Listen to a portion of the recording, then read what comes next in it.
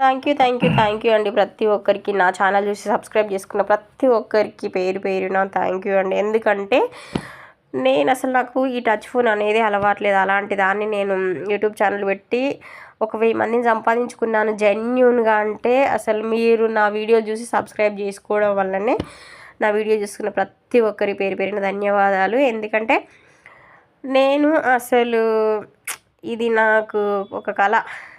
అలాంటిది 1000 మంది అయ్యారు జెన్యూన్గా. ఇంకా ప్రతి ఒక్కరికి చాలా చాలా థ్యాంక్ యూ. ఏంటంటే ఇది మొన్న చేయాల్సిన వీడియో, కాకపోతే కొంచెం వర్క్ ఉండడం వల్ల లేట్ అయిపోయిందనమాట.